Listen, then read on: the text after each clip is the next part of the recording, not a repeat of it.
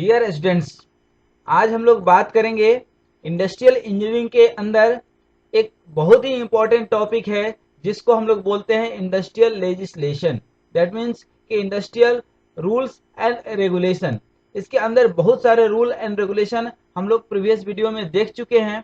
आज हम लोग देखेंगे डिस्प्यूट एक्ट 1947 कि किसी भी इंडस्ट्री में आइदर एम्प्लॉय और एम्प्लॉयर के बीच में या पार्टनर के बीच में या एम्प्लॉय के बीच में यदि कोई डिस्प्यूट होता है तो how it can be resolve. Trade union act का पर्पज क्या है, ट्रेड यूनियन का ऑब्जेक्टिव क्या है और इनका वर्क क्या है। और किसी भी इंडस्ट्री में जो एम्प्लॉयमेंट एक्ट है जिसमें कि किसी भी एम्प्लॉय का शोषण न हो, उसको उचित अधिकार, उचित अनुरक्षण और आर्थिक आधार पर एक न्यूनतम वेतनमान उसको कैसे दिया जाए। आज इन मेन और ultimate objective of this industrial dispute act is to maintain the peaceful work culture in the industry, to have the maximum efficiency and effectiveness of the employee. It is clearly provided under the statement of objective and reason of the statute. This act lays down the provision for the payment of compensation to the worker, account of closure or layoff or retrenchment. Retrenchment, that means the absolute amount which an employee deserves. The procedure for prior permission for appropriate government, the workers or closing down industrial establishment, unfair labor practices on part of an employer or a trade union or worker. That means किसी worker को कोई industry या even trade union misuse नहीं कर सकता है। Proper extra work के लिए कंपनसेशन और कुछ मिस हैपनिंग होने पे उसका अमाउंट पे करना इंडस्ट्री के लिए यह एक जिम्मेदारी है। Authorities under this act like works committee, conciliation officers, board of conciliations, जो हर एक डिस्प्यूट पे सबसे पहला इन्हीं का अधिकार होता है, जो यह तय करते हैं कि यह डिस्प्यूट किस हद तक सही है या इस डिस्प्यूट में कोई सही जानकारी है या सिर्फ किसी को परेशान करने के लिए इंटेंशनली किया गया है।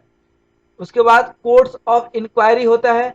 ये भी इसमें गवर्नमेंट के कुछ लोग हो सकते हैं, इंडस्ट्री के कुछ लोग हो सकते हैं, कुछ सोशल वर्कर हो सकते हैं, जिसको कि जनरल में पंचायत नामा टाइप से बोलते हैं। यदि इससे रिजॉल्व नहीं होता है then labour courts, employee labour courts में जा सकता है। ट्रिब्यूनल्स एंड नेशनल ट्रिब्यूनल्स, ये हायर लेवल पे जा सकता है जहां पे अल्टीमेटली रिजॉल्व होना है। इसके ऊपर कोई और ट्रिब्यूनल्स। एप्रोप्रिएट गवर्नमेंट हम बोलते किसको हैं? An industry carried out by और under the authority of a central government. It may be railway, dockyard और industrial finance corporation, IFSCI, ESIC, PF, FCI, LIC, etc. Lockouts, that means company is about to close. यदि कोई company बंद होने के कगार पे है तो यह कंपनी की जिम्मेदारी है कि 2 से 3 महीना पहले अपने वर्कर को बता दे कि कंपनी बंद होने वाली है। Otherwise company will need to pay an compensation amount of at least 3 month salary. Lay off, temporary shortage of material, company के अंदर शॉर्टेज ऑफ मटेरियल है लेकिन वर्कर क्या करेगा, वह तो आ गया, उसको तो काम चाहिए। यदि उसको करने के लिए काम नहीं है तो कंपनी यदि पहले इन्फॉर्म नहीं की है तो he is liable to pay the amount compensation. Strike, retrenchment, grievances, settlement, all this comes under this dispute act. Come to the Indian trade union act. सभी बड़े कंपनी में उनके कुछ ट्रेड यूनियंस होते हैं जो अपनी डिमांड गवर्नमेंट के सामने या कंपनी के बोर्ड ऑफ जो डायरेक्टर्स होते हैं उनके सामने अपनी demand Indian Trade Union Act was passed to provide for the registration of trade union with a view to render lawful association of the worker. Lawful association, कई बार जब strike होता है तो that are the unlawful, लेकिन trade union का provision ही है कि lawful association. The act also defined relating to registered trade unions only and provide certain privileges and protection to the registered trade unions. Objective of this act: condition governing the registration of trade union. Trade union का किस condition के अंतर्गत registration होगा. Obligation क्या होगा. Rights और liability registered trade unions के क्या होंगे. अधिकार के साथ साथ जिम्मेदारी भी तय होना बहुत जरूरी होता है. Authority plus responsibility both are for the trade. Scope of this act: it applies to the registered trade union and extend to the whole of India including the state of Jammu and Kashmir. The act applies to all kind of unions of worker and association of employers. This act aim at regularizing the labor management relation. Important definition that goes to the appropriate government, जिसके अंदर company काम करती है. Executives, directors, those who make the rule and regulation under the in the industry. for the laborers, registered office company की कहाँ पे है. and registered trade union. registered trade union कोई भी बात रखने के लिए रजिस्टर्ड ऑफिस के ही एड्रेस पे जा सकती है. ट्रेड डिस्प्यूट, जो भी बिजनेस के डिस्प्यूट्स हैं वह ट्रेड यूनियंस एंड एग्जीक्यूटिव जो ऑफिसर्स हैं उनके पास, उनके बीच ही हो सकता है. Workman, those who are working in the company is called. Legal status of a registered trade union: it becomes a body और corporate by the name under which it is registered and become a legal entity distinct from the members of which it is incorporated. That means कि यह एक registered तो होगा ही, एक legal entity होता है जिसके पास अधिकार होता है कि वह अपने वर्कर्स के लिए कंपनी के सामने कुछ बोल सके. It has perpetual succession and a common seal. यह कंटिन्यू रहता है. It has its own goal, attentive purpose. It has power to acquire and hold both movable and immovable properties. इनके पास अपनी कुछ संपत्ति भी होते हैं. It has power to enter into contract. बड़े बड़े कंपनीज के कॉन्ट्रैक्ट ले सकते हैं और यूजुअली यही होता भी है. आज के डेट में कुछ इसमें पॉलिटिकल इन्वॉल्वमेंट भी आ चुका है. हालांकि यह अधिकार संगत नहीं है. ये माना जाता है कि कोई ट्रेड यूनियन पॉलिटिकली फोर्स्ड नहीं होना चाहिए, बल्कि वर्कर्स की रक्षा के लिए कंपनी के सामने वो अपनी बात रखें. It can sue and be sued by the name under which it is registered. उसी रजिस्टर्ड नेम के अंदर ये कभी स्ट्राइक कर सकते हैं या अपनी बात रख सकते हैं. Come to the industrial employment act. एक एम्प्लॉयर के पास क्या क्या अधिकार होते हैं किसी इंडस्ट्री में, वह इंडस्ट्रियल एम्प्लॉयमेंट एक्ट 1946 के तहत. The industrial worker has the right to know the terms and condition under which he is employed under the rules of discipline which is expected to follow. That means कि जिस समय employ join करता है या even जिस समय industry advertisement निकालती है तो सारे टर्म्स एंड कंडीशंस उसमें मेंशन होने चाहिए. Otherwise after joining you have not to give certain different kind of task for which he has been selected.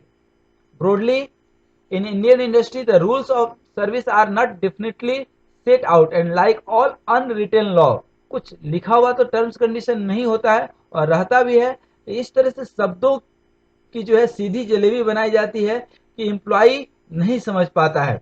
उस केस में बहुत दिक्कत होता है।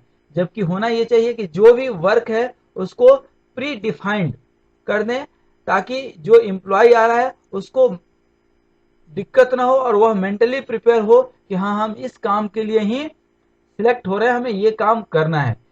लेकिन कई बार ठीक उल्टा होता है। इस केस में कोई इलास्टिसिटी नहीं हो पाती है वर्कर के साथ, तो उसे छोड़ना पड़ता है जॉब, या कन्विंस एम्प्लॉयर को न कर पाया या एम्प्लॉयर उसको न कर पाए, तो दोनों जगह mutual problem. Several industry have adopted standing orders, जो बोल दिए वही रूल हो गया। मैक्सिमम छोटे छोटे इंडस्ट्री में यही होता है कि जो बोल दिए वही नियम हो गया। कल कुछ बोले थे, आज कुछ और बोल दिए। To govern the relation between the employers and workers, और सबसे बड़े डिस्प्यूट का कारण यही होता है, क्योंकि इसमें कंपनी एक तरफा डिसीजन लेती है सिर्फ अपने प्रॉफिट में। In that case employee gets angry, क्योंकि एम्प्लॉय को जॉब करना है, उसके हाथ में बहुत सारे अधिकार नहीं होते हैं, कंपनी को वह रेस्पेक्ट करता है और एम्प्लॉयर या कंपनी उसका कई बार गलत फायदा उठाती है। To ameliorate these evils of Industrial Employment Act was passed to require the employer, इन सारे कमियों को दूर करने के लिए ही इंडस्ट्रियल एम्प्लॉयमेंट एक्ट 1946 में बनाया गया था। हाउएवर, ये जितने भी लॉ हम लोग पढ़ रहे हैं, सभी लॉ में बहुत सारे मॉडिफिकेशन समय के साथ होते जा रहे हैं। क्योंकि अपना पर्पज एकेडमिक है, इसलिए उन सारे लीगल लॉज और सेक्शंस, जो धारा जिसको बोलते हैं, वह हम डिस्कस नहीं कर रहे हैं। इंडस्ट्रियल एस्टैब्लिशमेंट उसको बोलते हैं जिसके अंदर एटलीस्ट 100+ वर्कर हों और किसी रूल रेगुलेशन के तहत गवर्नमेंट से वह ऑथोराइज कंपनी हो। ये हो सकता है मोटर ट्रांसपोर्ट हो, एयर ट्रांसपोर्ट सर्विस हो, या कुछ वेसल या मशीनरी कंपनी हो, इवन प्लांटेशन जो इंडस्ट्री सेटअप करती है, वर्कशॉप हो सकता है, कंस्ट्रक्शन अंडर डेवलपमेंट और maintenance of the big building, roads, bridge, canals and other operations connected with the navigation, irrigation and other supply chain management, etc. Power generation, all this comes under the industrial establishment where these acts are employed. Content of the schedule, classification of the worker, whether it is they are the permanent, temporary or apprenticeship, etc. Manner of intimating to worker, period and hours of work, holiday, pays, wage rate, compensation, relaxation, etc. Shift working, what will be the rule for the late coming or more leave, up to what requirement he can enter premises by certain gates, liability to search because security is the most important, closing and reopening of sections, temporary stoppage of worker, termination of employment, किस condition के तहत किसी employ को terminate किया जा सकता है या सस्पेंड किया जा सकता है या डिसमिस किया जा सकता है।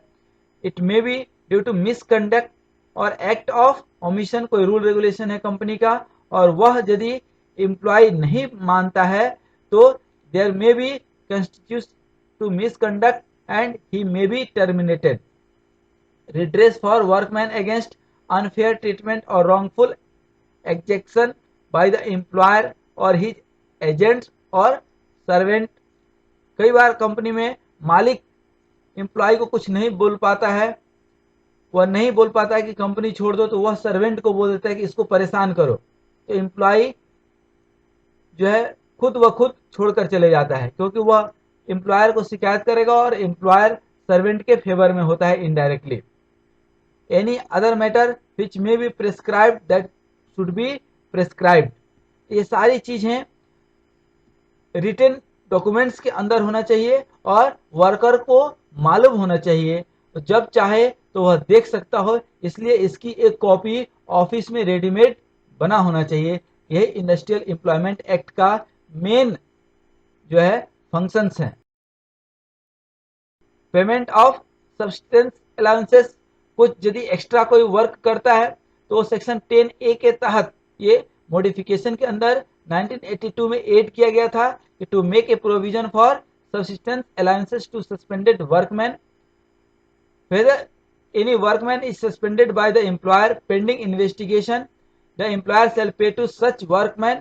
जैसे कोई एम्प्लॉय है और उसके ऊपर मिसकंडक्ट या किसी भी कारण से कोई आरोप लग जाता है और वह आरोप बाद में चल करके 2 महीना 3 महीना तक इंक्वायरी होती है और यदि जैसे इंक्वायरी शुरू होता है तो जनरली एम्प्लॉयर एम्प्लॉय को सस्पेंड कर देता है, वर्क से जो है उसको निकाल देता है। लेकिन 3 महीना या 6 महीना या साल भर तक यदि वह वर्कर के ऊपर जो है इंक्वायरी रिपोर्ट यह सिद्ध करने में फेल हो जाती है, प्रूव करने में फेल हो जाती है कि ये गलत है, दैट मीन्स कि एम्प्लॉय सही है, इंटेंशनली उसको परेशान किया गया है, उस केस में उसको पूरा का पूरा सैलरी मुआवजा मिलेगा। और जब तक इंक्वायरी चलते रहेगी तब तक 50% ऑफ द वेज जो है उसको मिलेगा, क्योंकि इंक्वायरी में अभी यह स्पष्ट नहीं हुआ है कि वह गलत है या सही है। उसी तरह से कहीं कहीं 75% का भी प्रोविजन है कि यदि सब्सटेंशन में या किसी कोर्ट इंक्वायरी में बहुत देरी हो रही है तो company is liable to pay at least 75% to survive the employee and to manage their family. Thank you very much. Keep watching the next video.